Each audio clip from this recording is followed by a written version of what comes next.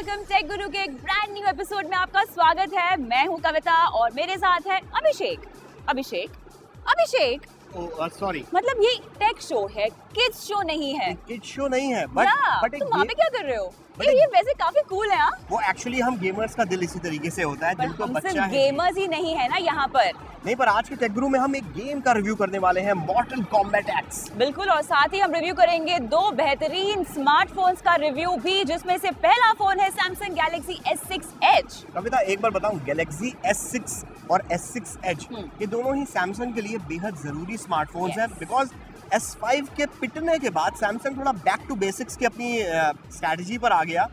सबसे ज्यादा परेशानी सैमसंग के फोन्स की क्या थी? हैंग होते थे। इसके अलावा एक और चीज जो लुक्स एंड डिजाइन होता था, वो प्लास्टिक की डिजाइन जो सैमसंग के फोन्स में थी वो उतनी ज्यादा अच्छी नहीं लगती थी। तो सैमसंग S6 Edge में उन्होंने डिजाइन पर बहुत ज्यादा खास ध्यान दिया है, काम किया है। जिसका नतीजा S6 Edge में आपको देखने को मिलेगा। बिल्कुल, लेकिन क्या सिर्फ और लुक्स और डिजाइन से ही आप फोन खरीद लेते हैं? एक बायर के लिए इनके अलावा बहुत सारी चीजें होती है। और भैया, हम बात कर रहे हैं अब तक के सबसे महंगे एंड्रॉइड स्मार्टफोन की, तो थोड़ा तो हटके होना ही चाहिए ये फोन। एक्सपेक्टेशन तो एटलीस्ट यही है।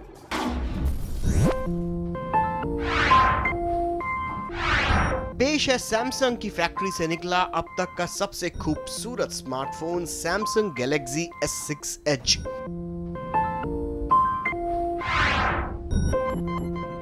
अब तक सैमसंग के फ्लैगशिप फोन होते तो काफ़ी अच्छे थे, पर अपनी लुक्स एंड डिज़ाइन के कारण, वो जो सो कॉल्ड प्लास्टिक की डिज़ाइन होती थी सैमसंग के फ़ोन्स की, उसके कारण से हमेशा से मात खा जाते थे।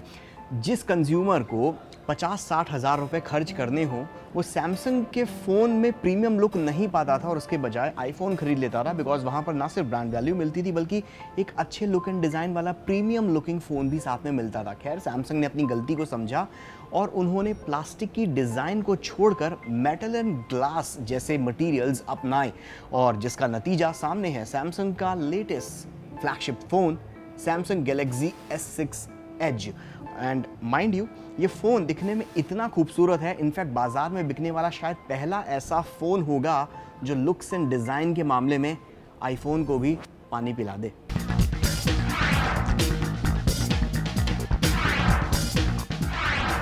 ये फ़ोन गजब का दिखता है। हालांकि किसी एंगल से देखने पर गैलेक्सी S6 Edge आईफोन से मिलता जुलता जरूर लगता है, पर इसकी कर्व्ड एज वाली डिज़ाइन इसे भीड़ से अलग बनाती है।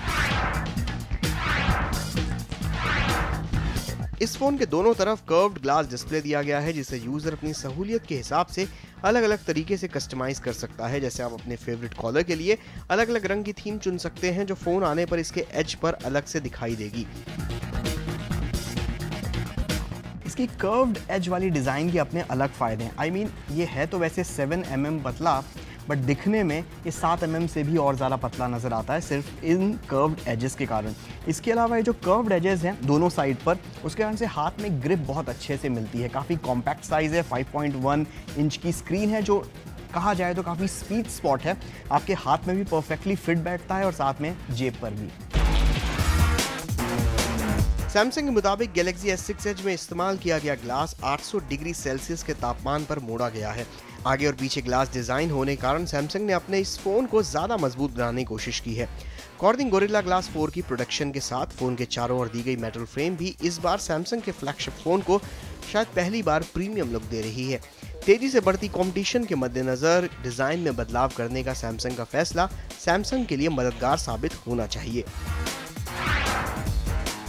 गैलेक्सी S6 Edge में 5.1 इंच की सुपर एमोलेड टच स्क्रीन दी गई है, जो 577 ppi के साथ 1440x2560 पिक्सल के रेजोल्यूशन को सपोर्ट करती है। इसकी कर्व्ड एज स्क्रीन के ऊपर कॉर्निंग गोरिल्ला ग्लास 4 की कोटिंग की गई है। इस बात में कोई शक नहीं कि सैमसंग गैलेक्सी S6 Edge की QHD स्क्रीन जबरदस्त है। गैलेक्सी S6 Edge की स्क्रीन रेजोल्यूशन और क्वालिटी के मामले में इस वक्त बाजार में बिक रहे सबसे बेहतरीन स्मार्टफोन में से एक है। स्पेक शीट पर आपको सैमसंग गैलेक्सी S6 Edge की स्क्रीन LG के G3 से रेजोल्यूशन के मामले में ऑलमोस्ट सेम टू सेम लगेगी, पर अगर देखा जाए तो S6 Edge की स्क्रीन G3 के मुकाबले ज़्यादा छोटी है, साथ में इस पे जो PPI या पिक्सल पर इंच का जो फिगर है, जो नंबर है, उस मामले में भी S6 Edge की स्क्रीन G3 से ज़्यादा बेहतर है, जिसके कारण से स्क्रीन बहुत ज़्यादा खूबसूरत लगती है। और ये जो कर्व्ड एज वाली डिज़ाइन है, इसके कारण से होता ये है कि आप इस स्क्रीन के ऊपर कुछ भी वीडियोस देखें या फोटोग्राफ्स देखें, वो ज़्यादा उभर कर सामने आते हैं, जिससे वो और ज़्यादा रियलिस्टिक लगते हैं। कुल मिलाकर Galaxy S6 Edge की स्क्रीन में अगर आपको कोई नुक्स निकालना है तो वेल उसके लिए आपको PhD करनी पड़ेगी। अब जिस फोन की कीमत करीब 60,000 रुपए के आसपास हो, उससे बेहतरीन परफॉर्मेंस की उम्मीद तो की ही जाएगी। Galaxy S6 Edge में तेज तर्रार परफॉर्मेंस के लिए 64-बिट आर्किटेक्चर पर चलने वाला Exynos 7420 ऑक्टा-कोर प्रोसेसर दिया गया है, 3 GB रैम के साथ। Galaxy S6 Edge एंड्रॉइड के लेटेस्ट ऑपरेटिंग सिस्टम Lollipop 5.0.2 पर चलता है, जिसके ऊपर सैमसंग ने अपने TouchWiz UI की परत चढ़ा रखी है। आम कंज्यूमर की तरफ से सैमसंग के फोन से जुड़ी एक शिकायत बेहद आम थी कि सैमसंग के फोन हैंग बहुत करते हैं। इस परेशानी को दूर करते हुए सैमसंग ने ऑक्टा-कोर प्रोसेसर के साथ 3 GB रैम का कॉम्बिनेशन दिया है, जिससे फोन वक्त के साथ आसानी से धीमा ना पड़े। S6 Edge दुनिया का पहला ऐसा स्मार्टफोन है जिसके प्रोसेसर को 14nm फैब्रिकेशन की मदद से डिज़ाइन किया गया है, जिसके कारण से ये फ़ोन मल्टीटास्किंग के वक्त भी या फिर हैवी गेम्स खेलते वक्त भी गर्म बिल्कुल भी नहीं होता, और ऐसा दावा करता है कि बैटरी लाइफ भी इंक्रीज़ होती है इस प्रोसेसर की खास डिज़ाइन के कारण से, और वो भी परफॉर्मेंस से किसी भी तरीके का समझौता किए बगैर। Galaxy S6 Edge multitasking, gaming, video सब भारी भरकम टास्क आसानी से झेल जाता है। बेंचमार्क टेस्ट में भी Galaxy S6 Edge अपने कंपटीशन के एंड्रॉइड फोन से मीलों आगे भागता नजर आया। सैमसंग ने अपनी पिछली गलतियों से सीखते हुए डिजाइन में बदलाव तो किया, फोन को ज्यादा तेज भी बनाया, पर फिर भी Galaxy S6 Edge में सैमसंग ने वो एक चीज फिर भी डाल ही दी जिसको बदलने की शायद अब सबसे ज्यादा जरूरत थी। हम बात कर रहे हैं सैमसंग के TouchWiz UI की। जब आधे से ज्यादा कंज्यूमर्स को गूगल के साफ सुथरे स्टॉक एंड्रॉइड की आदत लग गई हो और रहे सहे कंज्यूमर साइनोजेन OS या फिर ऑक्सीजन OS जैसे कस्टमाइजेबल यूजर इंटरफेस चाहते हो, तो ऐसे में सैमसंग का TouchWiz UI गुजरे जमाने सा लगता है। हालांकि सैमसंग ने इसका हुलिया बदलने की पूरी कोशिश की है, पूरे TouchWiz को और फ्लैट बनाया है, पर अभी भी थोड़ा बचकानापन बाकी है। एक अच्छी बात यह है कि वो कई ऐप्स जो पहले से सैमसंग के फ़ोन में प्री इंस्टॉल्ड आते थे और शायद ही कभी इस्तेमाल होते थे, वो अब नहीं है, और जिन ऐप्स की सबसे ज़्यादा ज़रूरत है वो अब सैमसंग Galaxy S6 Edge में पहले से ही मौजूद रहेंगे, जैसे माइक्रोसॉफ्ट ऑफिस स्वीट के ऐप्स। इसके अलावा भी सैमसंग ने फिंगरप्रिंट स्कैनर, हार्टबीट स्कैनर जैसे फीचर्स भी जोड़े हैं जो वक्त पड़ने पर काम आ सकते हैं। इन सब फीचर्स के अलावा सैमसंग ने इस बार iPhone 6 में पिछले साल दिए गए Apple Pay फीचर की तर्ज पर अपना सैमसंग पे नाम का पेमेंट गेटवे लॉन्च कर दिया, जिसकी मदद से मोबाइल फोन की मदद से ही ढेरों ट्रांजैक्शन किए जा सकेंगे। सैमसंग ने अपने इस नए पेमेंट गेटवे के लिए मास्टरकार्ड और वीजा जैसी कंपनियों से भी बात कर रखी है।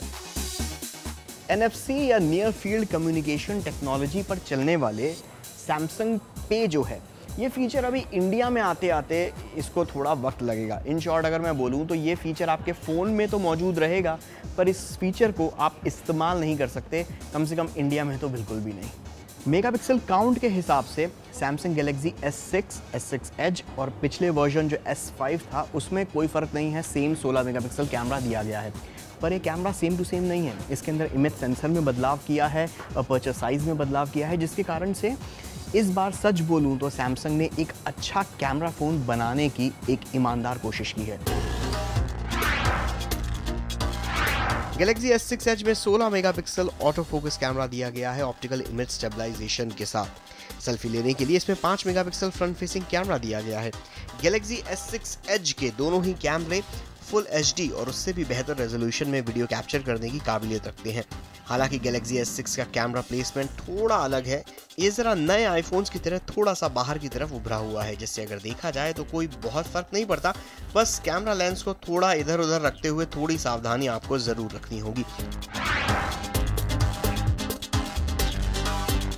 Galaxy S6 Edge के कैमरे में इस बार f1.9 अपर्चर दिया गया है, जो पिछले फोन के मुकाबले 34% ज्यादा रोशनी कैप्चर करता है, जिसके कारण कम रोशनी में बेहतरीन फोटोग्राफ खींचे जा सकते हैं। नतीजे आपके सामने हैं।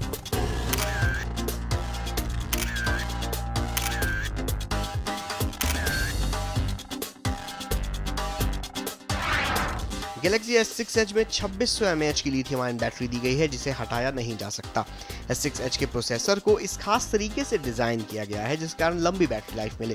पर इतना सब कुछ होने के बावजूद भी Galaxy S6 Edge की बैटरी उतना अच्छा परफॉर्म नहीं करती जितनी उम्मीद थी। दिन भर साथ दे देती है पर फिर भी आपको कभी-कभी चार्जर या पावर बैंक को साथ में लेकर घूमना पड़ेगा। स्टोरेज के लिहाज से Galaxy S6 Edge 3 अलग-अलग स्टोरेज ऑप्शन में आता है, 32GB, 64GB और 128GB, जिसे एक्सपेंड नहीं किया जा सकता। कनेक्टिविटी के लिए Galaxy S6 Edge में सभी लेटेस्ट डेटा कनेक्टिविटी ऑप्शन दिए गए हैं, जैसे 3G Wi-Fi, 4G LTE, Bluetooth 4.1, NFC। ये सैमसंग का सबसे पहला ऐसा फोन है जो है 60,000 का और दिखता भी 60,000 का है। पॉइंट तो है इस बात में, ये दिखता सच में बहुत अच्छा है, पर सैमसंग को लिटरली इस तरीके के फोन की जरूरत थी जो प्रीमियम सेगमेंट के मार्केट में, जहां पर कंपटीशन बहुत ज्यादा टफ हो गई है जब से आईफोन के बड़े वाले फोन आने शुरू हो गए और पिछले 2-3 सालों से आईफोन काफी तेजी से बढ़ रहा है। तो उस प्रीमियम सेगमेंट में सैमसंग को ऐसे फोन की जरूरत थी जो उसे एक एज दे सके, किक दे सके, बिल्कुल किक नहीं एज दे सके, S6 एज दे सके। और अगर ये फोन खुदा ना खास्ता नहीं चल पाया, बहुत अच्छा हिट नहीं हो पाया Galaxy S6 और S6 Edge, तो सैमसंग के लिए साल 2015 काटना बहुत मुश्किल होने वाला है, क्योंकि जो मिड सेगमेंट और लो सेगमेंट है वहां पर सैमसंग की पकड़ धीरे धीरे कमजोर हो रही है और जो पकड़ मजबूत है जहां पर वो फ्लैगशिप फोन्स में है, जो फ्लैगशिप उनके डिवाइसेस हैं। और अगर ये पिट जाता है तो इनकी नैया तो डूब गई। नहीं, इतनी आसानी से नहीं डूबेगी, सैमसंग बहुत बड़ी कंपनी है, बट मुश्किल जरूर होगा साल 2015। एनीवे, टेक गुरु पर लेते हैं अब एक छोटा सा ब्रेक और ब्रेक के बाद अब तक हमने S6 का रिव्यू किया है, ब्रेक के बाद हम करेंगे S7 का रिव्यू। क्या बात है, इसे कहते हैं फॉरवर्ड लुकिंग सोच। एग्जैक्टली, आगे का सोचती हूँ मैं। S7 है कहाँ पर, मैं बताऊंगी ब्रेक के बाद।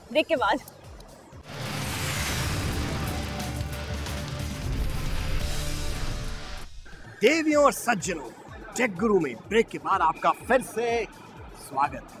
हेलो, ये कौन है? हेलो, इनको लेके जाइए प्लीज, अभिषेक को भेज दीजिए। तुम कौन हो भाई?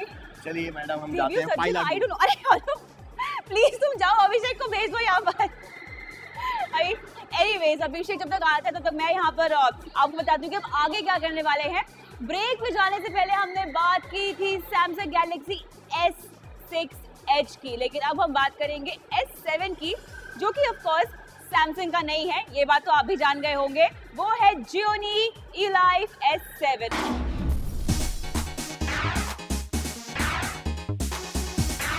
पेश है Gionee की eLife सीरीज का latest smartphone Gionee eLife S7। Gionee की eLife सीरीज हमेशा से अपने स्टाइलिश और सुपर स्लिम डिजाइन के लिए जानी जाती रही है।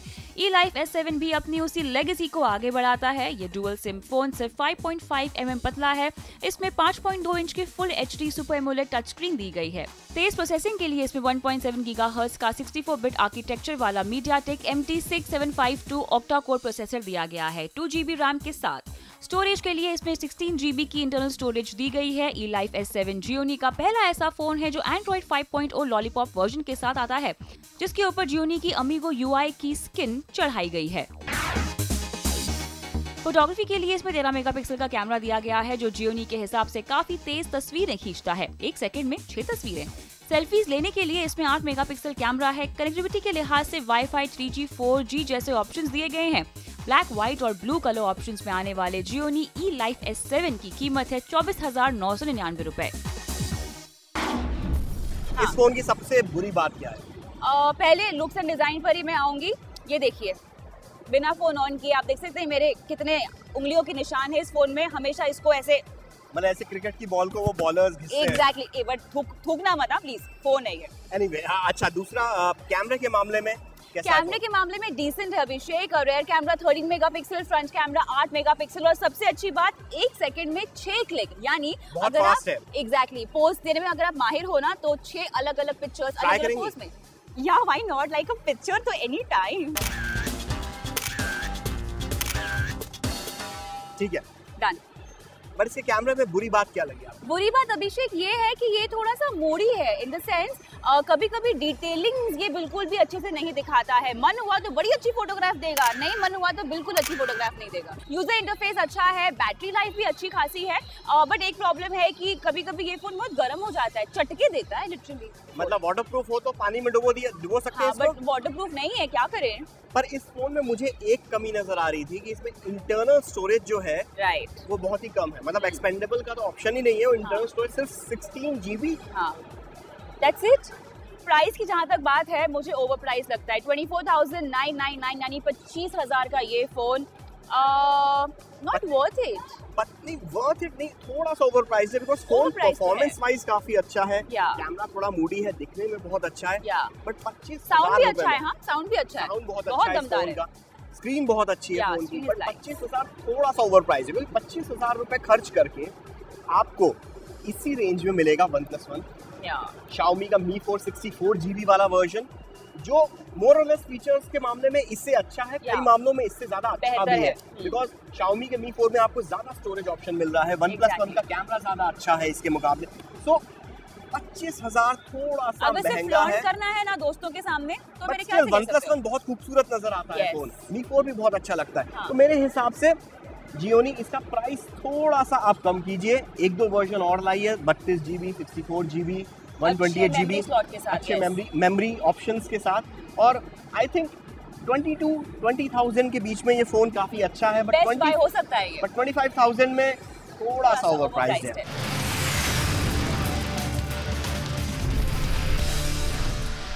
वेलकम बैक, आप देख रहे हैं टेक गुरु। जैसे कि आप देख सकते हैं, अभिषेक लग चुका है अपने फेवरेट काम में, जो कि है गेम खेलना। बता दूं मैं आपको, ये वैसे मॉर्टल कॉम्बैट X खेल रहा है, जो कि इस फ्रेंचाइजी का लेटेस्ट गेम लॉन्च हुआ है। 1992 में इस गेम की शुरुआत हुई थी यार, उसके बाद 1992 एग्जैक्टली। तुम कितने साल के थे? 10 साल का था मैं, तो इससे छोटी थी वैसे। लेकिन coming back to the point, बहुत सारी फिल्म्स बन चुकी हैं और एनिमेटेड सीरीज भी बन चुकी हैं इस गेम पर, लेकिन अब की बार जो लॉन्च हुआ है गेम, उसमें क्या खास बात है अभिषेक ही आपको बताएगा। लेकिन तब तक मैं आपको बता दूं, ये एक गेम हार चुका है। नहीं हारा हूं, देखो हार चुके हो तुम, अभी मुझे खेलने दो।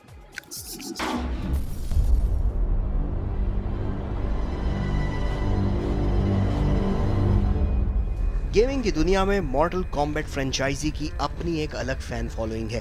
दुनिया के सबसे मशहूर फाइटिंग गेम्स में से एक मॉर्टल कॉम्बैट के ऊपर फिल्में, TV serials, animated series, music albums तक बन चुके हैं।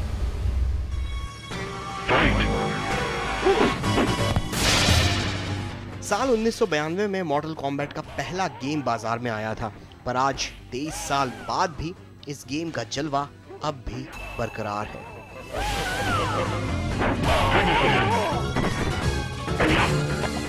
Sub-Zero wins. पेश है मॉर्टल कॉम्बैट सीरीज का 10वां main instalment game, Mortal Kombat X।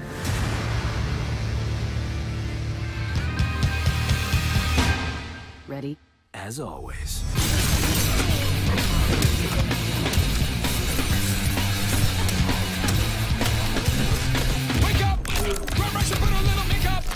Injustice और WWE इमॉर्टल्स बनाने वाले नेदरलैंड स्टूडियोज और वार्नर ब्रदर्स इंटरैक्टिव एंटरटेनमेंट का ये गेम किसी भी फाइटिंग गेम पसंद करने वाले गेमर के लिए ही बना है। पिछले किसी भी मॉर्टल कॉम्बैट गेम की तरह मॉर्टल कॉम्बैट X में भी 2 प्लेयर आपस में लड़ते हैं। एक मैच में 3 राउंड होते हैं, बेस्ट ऑफ 2 विनर बनता है। फाइटिंग के दौरान ढेरों स्पेशल मूव्स और अटैक्स का इस्तेमाल कर सकते हैं। इसके साथ ही स्पेशल एक्सरे मूव्स भी हैं। पिछले वर्जन के मुकाबले इस बार कई बदलाव किए गए हैं। जैसे इनजस्टिस की ही तरह मॉर्टल कॉम्बैट X में इंटरैक्टिव एनवायरनमेंट दिया गया है, यानी आप अपनी आसपास पड़ी चीजों का इस्तेमाल फाइट के दौरान अपने ओपोनेंट को हराने या उन्हें पीटने के लिए कर सकते हैं। इसके अलावा इस बार हर एक कैरेक्टर के 3 फाइटिंग वर्जन्स हैं, जो अलग अलग फाइटिंग स्टाइल्स के साथ आते हैं। More visions, Raiden? Do you still see the future? मॉर्टल Kombat X में इस बार अलग प्ले मोड्स भी दिए गए हैं। सिंगल प्लेयर, 2 प्लेयर के अलावा ऑनलाइन मल्टीप्लेयर मोड में इस बार फैक्शन वॉर्स लड़ी जा सकती हैं, यानी मॉर्टल कॉम्बैट यूनिवर्स में मौजूद ब्लैक ड्रैगन, व्हाइट लोटस जैसे फैक्शन का हिस्सा बनकर आप लड़ सकते हैं।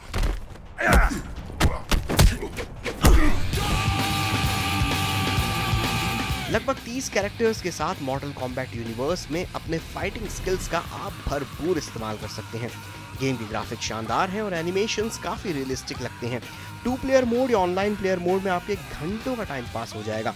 गेम बहुत अच्छा है और ये आपके एड्रेनलिन रश को 7वें आसमान पर ले जाएगा। अगर आपको फाइटिंग गेम्स का शौक है तो मॉर्टल कॉम्बैट X आपके गेम कलेक्शन में होना ही होना चाहिए।